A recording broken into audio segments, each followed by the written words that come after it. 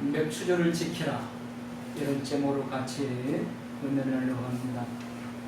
맥추절은 보리를 수확하여 지키는 절기란 뜻을 가지고 있습니다. 그런데 이 맥추절은 또 다른 두 개의 이름이 있습니다. 하나는 칠칠절이라고 부릅니다. 오늘 9절과 10절에 말씀하고 있습니다. 이스라엘 백성들은 보리 수확을 7주 동안 했다고 부릅니다. 그래서 칠칠절이라고 부릅니다. 또 하나의 이름이 있습니다. 오순절이라는 이름입니다. 아마 이 오순절은 이름도 여러 번 들어보셨을 겁니다. 사도행전에도 나오는 이 단어입니다. 오순절에서 이 순자는 열을 이루는 순자입니다. 10이라는 순자입니다. 그러니까 오순절 50일째 되는 날이다, 이 말입니다. 오늘 우리가 읽은 말씀에 보면 곡식을 낫에 되는 첫날부터, 즉 처음 수확하는 첫날부터 49가 지나고 50일째 되는 날, 이날 지켜드리는 절기가 바로 맥추절이고 칠칠절이고 오순절입니다. 50일째 되는 날. 그러니까 이 맥추절은 농경 문화에서 보리를 수확하여 드리는 이런 절기였습니다. 그러면 요즘처럼 농경 문화가 아닌 이런 사회에서는 그럼 이 맥추 감사 절기가 더 이상 의미가 없는 거 아닙니다. 상반기 지난 6개월 동안을 지켜주신 이 은혜, 이걸 기억하고 하나님 앞에 구별해서 지켜드리는 게 바로 맥추 감사 절기입니다. 그런데 이 맥추 감사 절기는 다른 두 가지 중요한 뜻도 더하여 있습니다.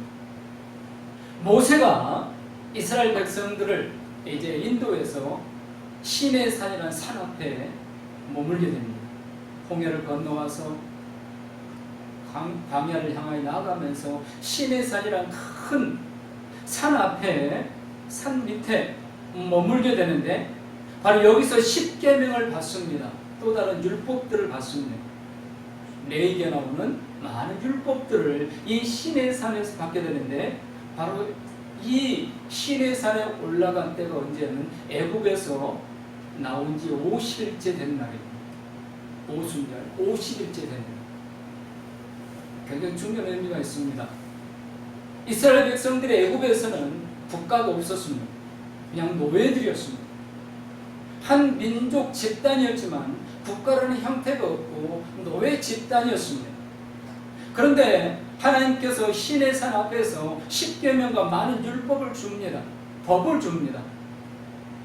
하나님의 통치를 받은 국가로서 새롭게 이 노예들을 한 국가로 탄생시켜 주시는 겁니다. 바로 맥추 감사 절기는 이스라엘은 하나님이 선택한 나라가 이제 새롭게 시작되는 노예 집단에서 한 국가로, 자유인의 국가로 시작되는 중요한 의미를, 영적인 의미를 가지고 있는 겁니다. 이게 신약 시대에 와서는 또 어떤 의미로 바뀌었는가? 이스라엘 이 신약 시대에 와서는 예수님이 부활하시면서 제자들에게 부탁을 합니다. 명령이고 부탁입니다. 예루살렘을 떠나지 말고 간절히 기도하고 있어라. 그러면 하나님이 약속한 성령이 너에게 반드시 임하실 것이다. 그러면 능력으로 옷을 입게 될 것이다. 그때까지 떠나지 말고 기도하라고 그랬습니다. 그래서 기도합니다. 약 2주 동안 기도하는데 성경에 보니까 다 떠나고 한 120명 정도 남았습니다. 근데 이 남은 120명에게 성령이 드디어 임합니다. 이 성령이 어떻게 임하냐면요, 불이 임하는데 그 불이 혀가 갈라지는 것처럼 각 사람 120명 머리에 임하여 있습니다. 성령이 약속대로 임한 겁니다. 그리고 그 120명은 약속대로 권능을 받게 됩니다. 능력을 받게 됩니다.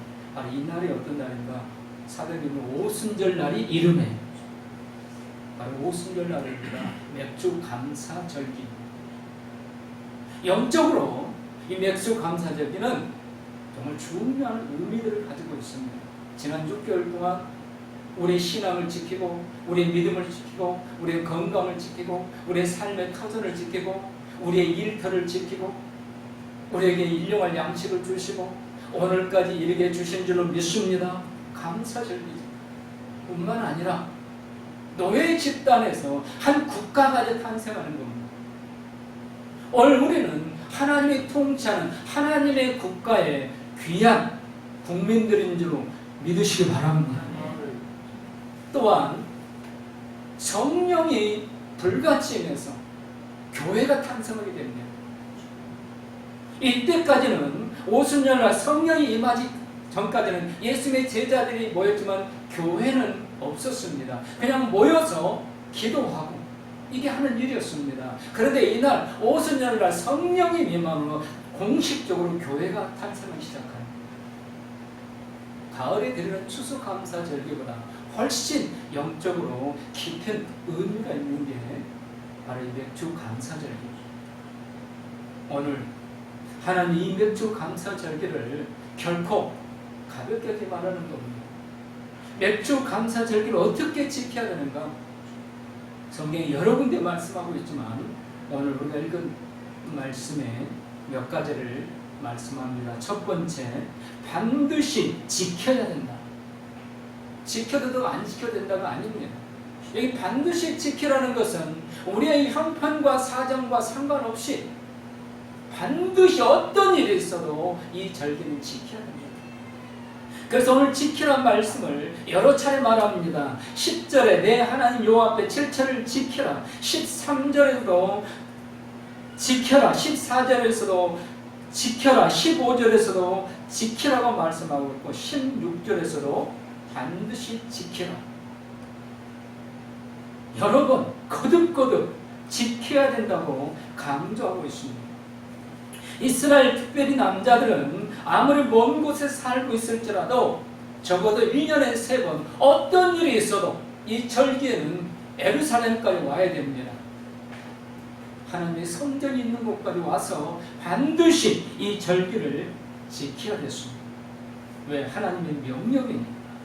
오늘 우리도 마찬가지입니다. 지켜도 안 지켜도 되는 게 아닙니다. 정말 내가 하나님을 믿는다면 종교인이 아니고 정말 내가 신실하게 하나님을 믿는다면 화려한 열매가 없을지라도 빛이 되고 소금이 못 될지라도 그래도 내가 하나님을 믿는다면 적어도 이 절기 우리는 1년에 4번 절기를 지킵니다. 부활절, 맥주, 그다음에 추수감사, 성탄절. 이 절기는 반드시 지켜야 된다는 겁니다. 왜입니까?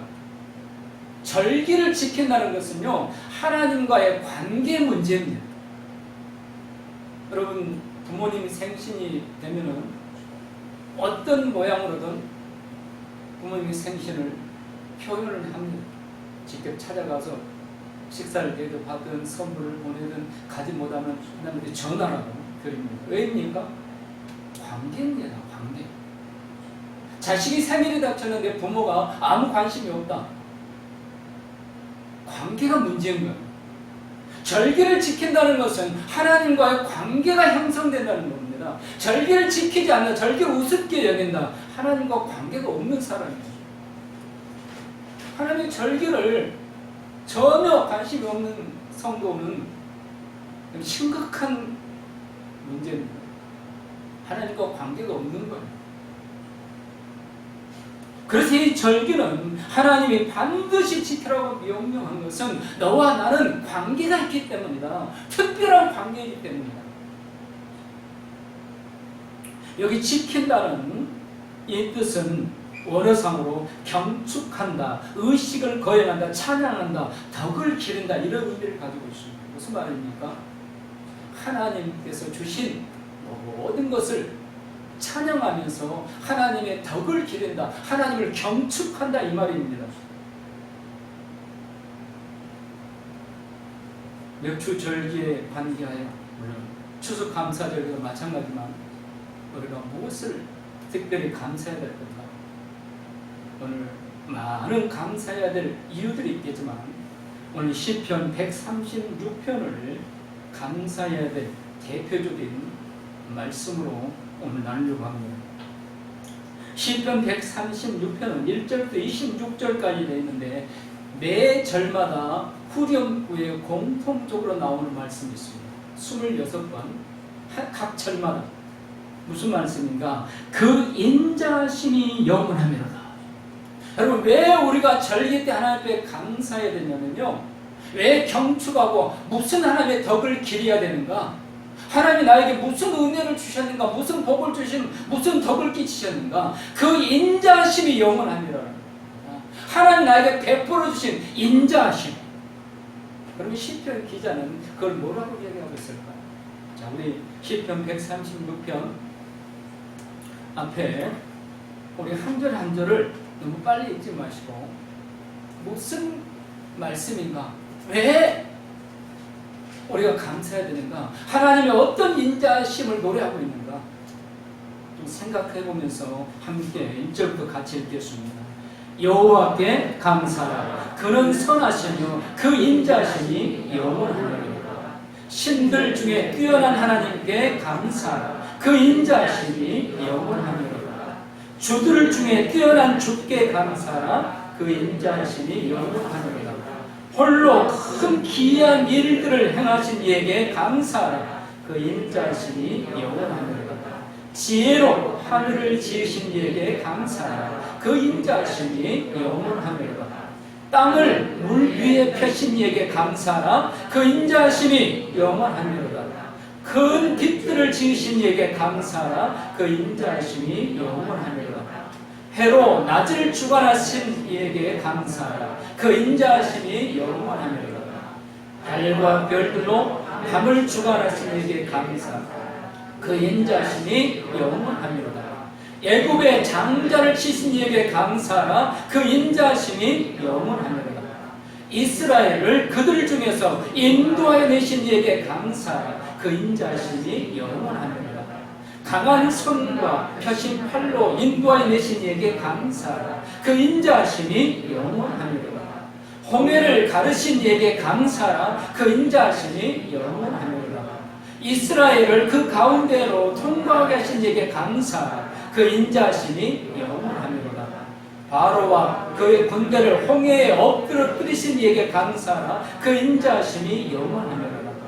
그의 백성을 인도하여 광야를 통과하게 하신 이에게 감사하라. 그 인자심이 영원하리로다. 큰 왕들을 치신 이에게 감사하라. 그 인자심이 영원하리로다. 유명한 왕들을 죽으신 이에게 감사하라. 그 인자심이 영원하리로다. 아모리는 왕 시온을 죽이신 이에게 감사하라. 그 인자심이 영원하리로다. 바산 왕 옥을 죽이신 이에게 감사하라. 그 인자심이 영원하리로다. 그들의 땅을 기업으로 주신 이에게 감사하라. 그 인자심이 영원하리로다. 기업으로 주신 이에게 감사하라. 그 인자심이 영원하리로다. 우리를 비천한 가운데서도 기억하는 주님에게 감사하라. 그 인자심이 영원하리로다. 우리를 우리의 대적에게서 건지신 이에게 감사하라. 그 인자심이 영원하리로다. 모든 육체에게 먹을 것을 주신 이에게 감사하라. 그 인자심이 영원하리로다. 하늘의 하나님께 감사하라. 그 인자심이 영원하리로다. 아멘. 여러분, 우리가 하나님께 감사 절기를 지키면서 왜 감사해야 됩니까?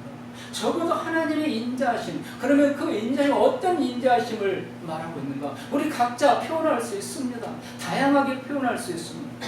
근데 오늘 시편 136편의 이 시인은 많은 이유들을 들어서 이거 좀 하나하나 보면요, 오늘 우리의 삶을 그대로 표현해놓고 있습니다. 여러분, 많은 성도들이 왜 믿다가 포기하지? 그럴 만한 이유를 이야기합니다. 그렇다면 우리는 그럴 만한 이유가 없었을까요? 우리도 포기하고 싶은 이유가 있습니다. 우리도 힘들 때, 우리도 절망할 때가 있습니다. 그러나 우리는 그들과 다르게 믿음을 지켜오고 있습니다. 그게 내 힘일까요? 내가 착해서? 아닙니다. 하나님의 인자심인 줄 믿으시기 바랍니다. 이유는 여러분, 다른 거 다 그냥 넘어가도 모든 육체에게 먹을 것을 주신 이에 감사합니다. 먹을 것 있잖아요. 그 하나 가지고 오늘 이 시인은 하나님의 인자하심을 노래하고 있는 겁니다. 그렇다면 우리가 얼마나 하나님의 인자하심에 대해서 감사할 게 많습니다. 그러므로 반드시 지키라는 겁니다. 여러분, 인자하심이라는 이 단어가 어떤 이미지가 떠오르십니까? 무한히 용서하시고 넓고 따뜻한 사랑의 마음. 왜 사람이 원망하고 불평할 일이 없겠습니까?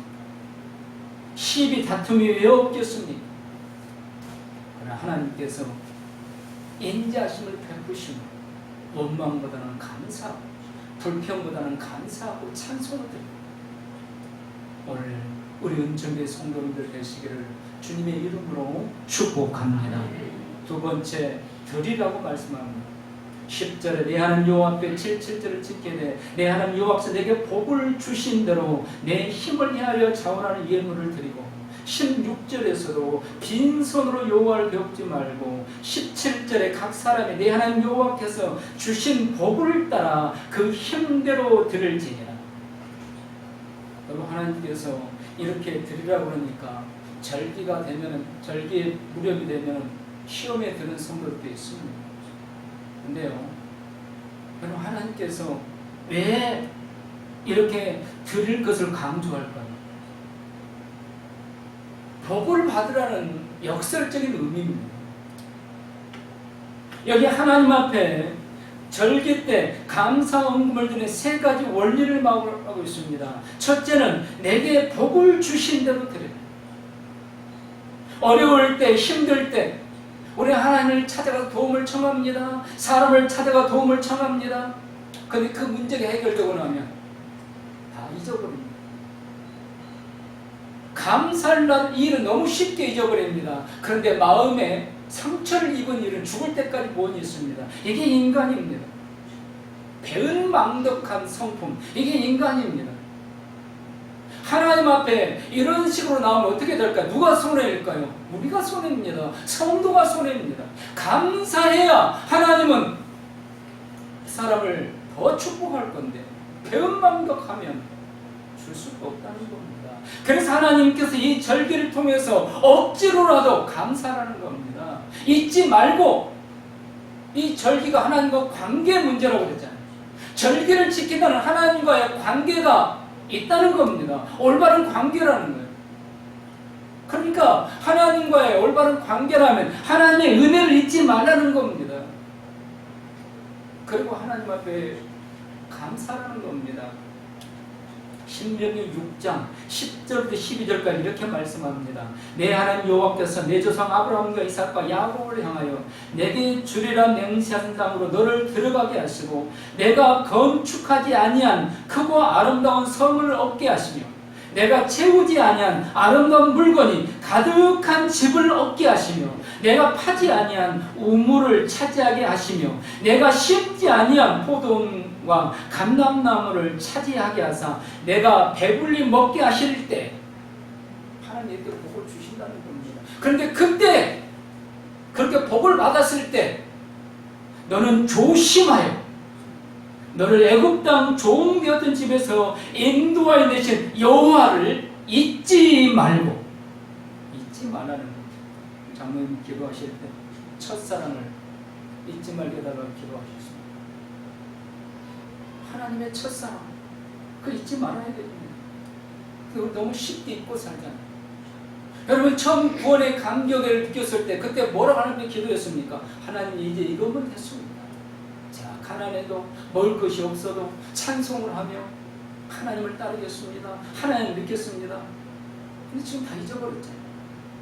이걸 다시 언제 회복하라는 거예요?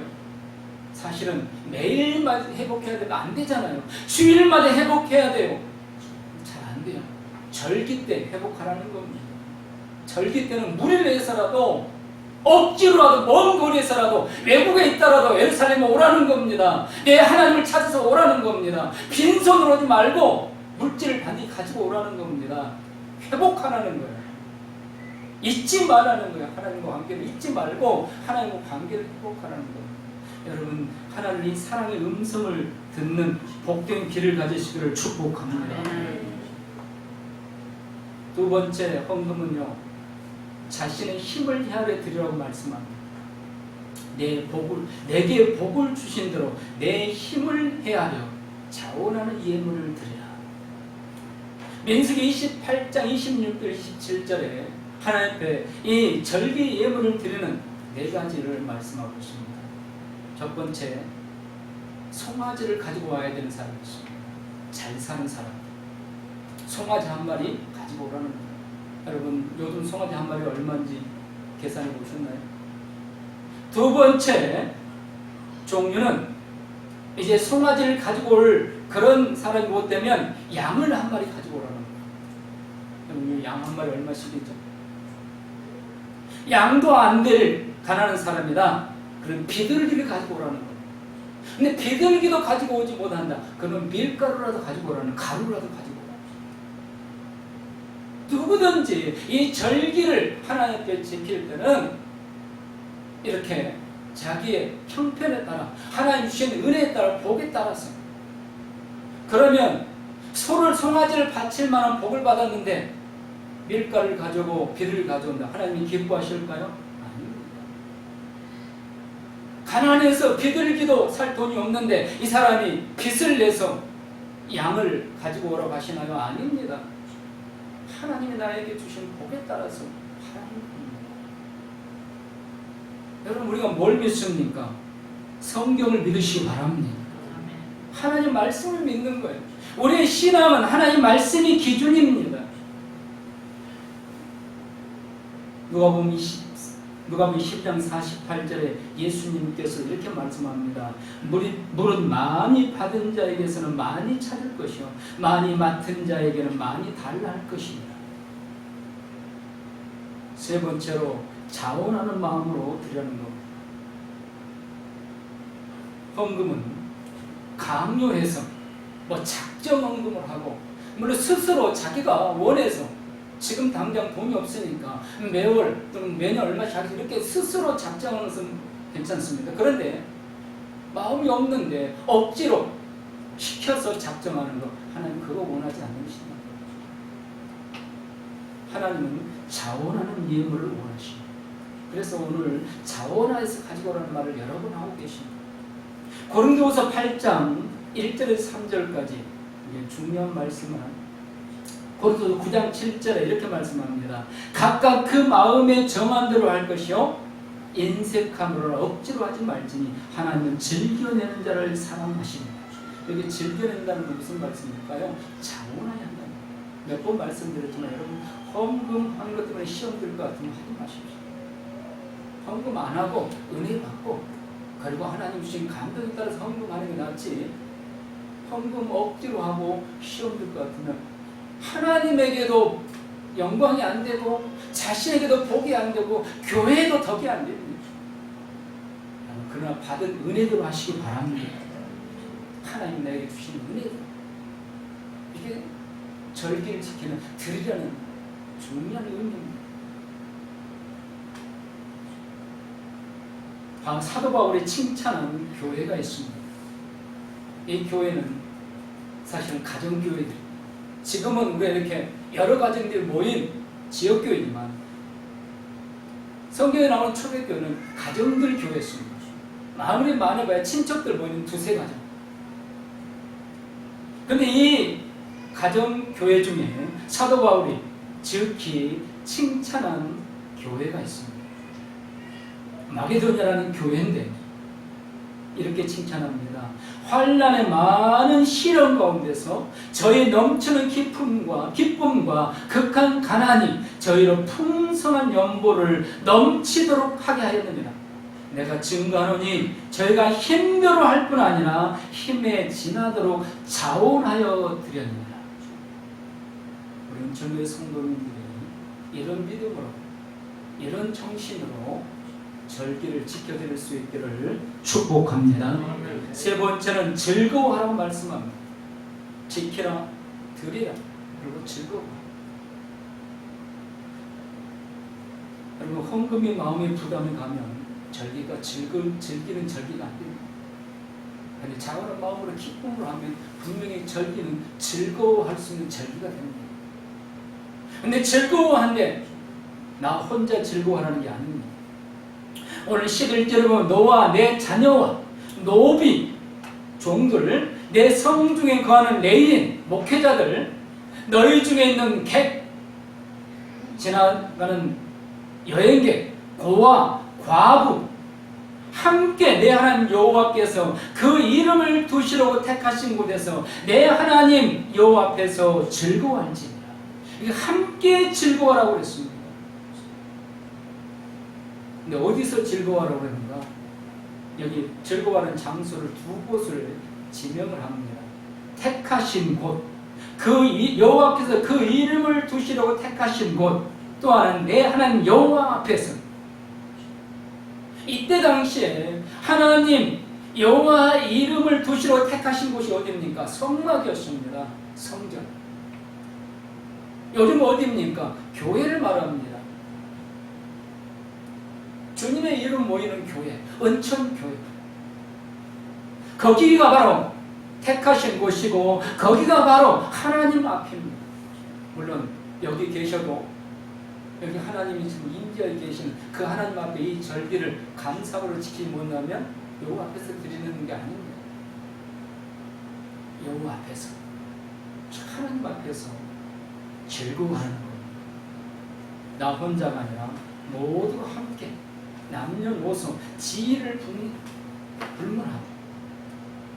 네 번째, 기억하라.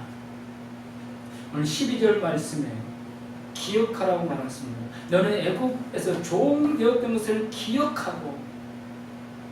이스라엘 백성들에게 주시는 하나님의 율법입니다. 절기를 율법. 이스라엘 백성들이 여기 오기까지 어떤 상태였습니까? 애굽에서 노예였습니다. 아들이 나오면 그 자리에서 나일강에 던져야 됩니다. 발각되면 다 몰살당합니다. 죽어라! 농사지어도 다 착취해 갑니다. 농사짓기도 힘든데 성을 짓는다고 국방을 튼튼히 한다고 노역을 해야 됩니다. 그때 그 장면을 영화에서 촬영해서 영화로 가끔 그 보여준 걸 보면요, 지금처럼 뭐 장비가 있어가지고 그 장비로 돌을 옮기는 게 아닙니다. 돌 하나가 건물덩이만한 돌을 말을 통해서 또는 그 바닥에 큰 나무를, 통나무를 놓고 그 위에 올려가지고 사람들이 끌고 갑니다. 그러다 그냥 깔려 죽습니다. 인권이라는 게 없습니다. 그 노예에서 이제는 자유인이 되었습니다.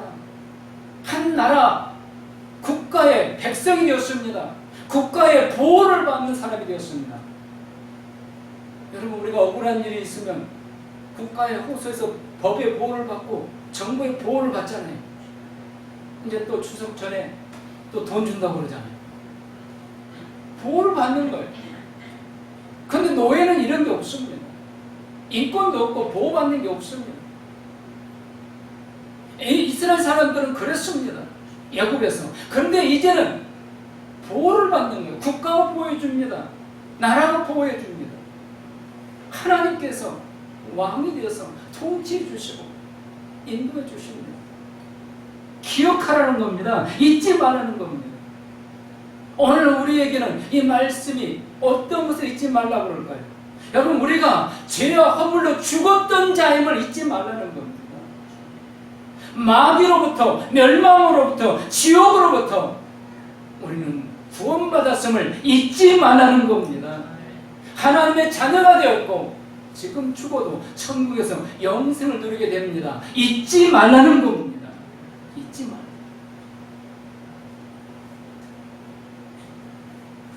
이 신비하고 이 놀라운 은혜, 다른 것은 다 변합니다. 그런데 절대 변하지 않는 이 기본적인 구원의 은혜 잊지 말라는 겁니다. 여러분, 잊지 마시고 절기가 즐거운 절기가 될 수 있기를 축복합니다. 마지막, 정말 하나님이 놀라운 약속을 주십니다. 형통할 것을 믿으라고 하십니다. 이제부터 너는 형통하게 될 것이다. 이 절기를 왜 지켜야 되는가? 하나님과 관계가 회복됩니다. 그리고 그날부터 하나님께서 이제 새롭게 복을 주십니다. 오늘 15절 말씀 보십시오. 너무 중요한 말씀입니다.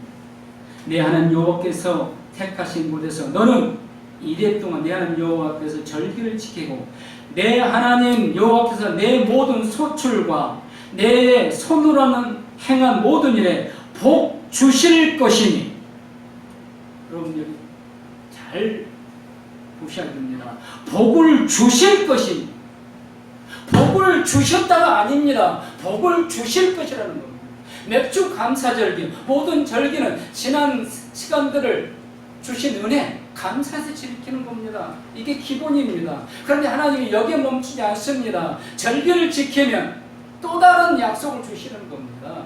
미래형입니다. 주실 것이니 믿으시기 바랍니다. 뭘 주시냐는 거예요. 뭘 주시냐? 여호와께서 내 모든 소출과 내 손으로 행한 모든 일에 복 주실 것이다. 우리의 손으로 하는 모든 일을 형통하게 주신다는 겁니다. 이게 절기를 지키는 사람이 주신 하나님의 복입니다. 왜입니까? 하나님과의 관계가 잘 되니까. 그런데 이 절기를 모르고 그냥 넘어가면요, 이런 복이 없어요. 여러분, 오늘 하나님과 관계가 이 절기를 통해서 회복된다는 것을 믿으시기 바랍니다. 내가 한 거 없어요. 그래도 하나님 이 절기를 지켜 이 하나 보시고 이 마음 보시고 하나님과 우리를 관계를 회복시켜 주셔요. 맺어 주셨어요. 그리고 오늘부터 하나님은 복을 주십니다. 오늘부터 우리는 복을 받게 되어 있습니다. 무슨 복이요? 내 손으로 행한 모든 일, 내 손으로 하는 모든 일 믿으시기 바랍니다. 내 손으로 하는 모든 일에 복을 주실 것이다. 뿐만 아니라 내 모든 소출, 우리의 수입에 복을 주시겠다는 겁니다. 물질에 복을 주시겠다는 겁니다. 오늘부터 주신다는 겁니다. 절기가 뭔 줄 알고 이 절기를 정말 구별해서 하나님과 앞에 잘 드리고 하나님과의 관계가 정말 잘 맺어지기만 하면은, 깨어진 관계가 회복되기만 하면은 이제 하나님께서 그 손을 형통한 자의 손이 되게 주십니다.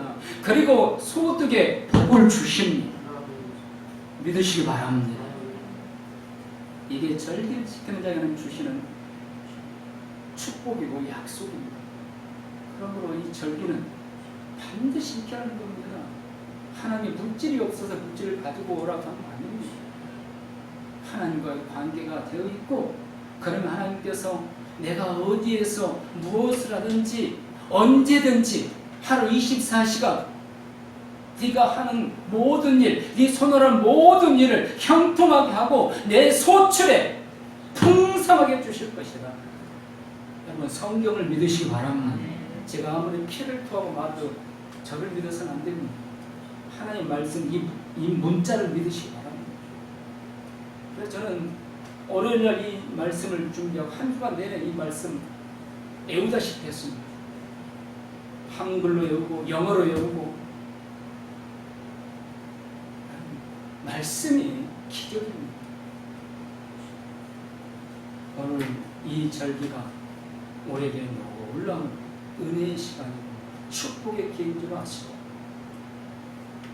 범사에 하나님이 약속하신 이 복들을 다 받아 누리시기를 주님의 이름으로 축원합니다. 아멘.